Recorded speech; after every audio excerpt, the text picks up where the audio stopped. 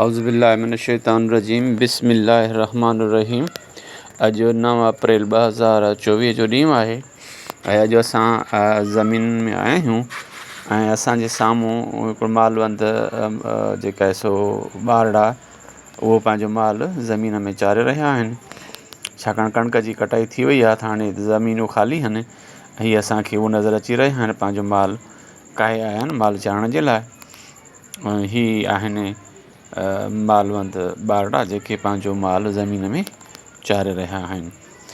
ऐं अलाह साईं क़ुर में फ़रमाए थो त मूं तव्हांजे लाइ इहे जानवर रखियल कया आहिनि। उन्हनि जो सुबुह जो पंहिंजे घरनि मां काहे वञण में बि तव्हांजे लाइ ख़ूबसूरती आहे ऐं शाम जो जॾहिं वरी चरी वापसि ईंदा आहिनि उन्हनि में बि अचण में ऐं उनजे मुख़्तलिफ़ आवाज़नि जेके घंटियुनि जे आवाज़नि में बि तव्हांजे लाइ असां सां वॾी कशिश रखी आहे ऐं तव्हांजे लाइ हिकिड़ो दौलत ऐं जो सरमायो आहे नेट कैश में इहे असां सभु शयूं तव्हांजे लाइ ख़लकियूं आहिनि। सो अहिड़े हवाले सां हीअ तव्हांजे साम्हूं आहे स्क्रीन ते नज़र अची रहियो आहे मालवंत माण्हू ज़मीन में पंहिंजे माल खे उहे चारे रहिया आहिनि ऐं तमामु हिकिड़ो दिलकश नज़ारो आहे जेको ॾींहं में स्क्रीन ते नज़र अची रहियो आहे। ऐं इर्द गिर्द फसल आहिनि, हरियाली आहे, वण आहिनि, वाहियूं आहिनि ऐं बना आहिनि, ॿारियूं आहिनि ऐं ही ॿारड़ा आहिनि जेके पंहिंजो माल चारे रहिया आहिनि।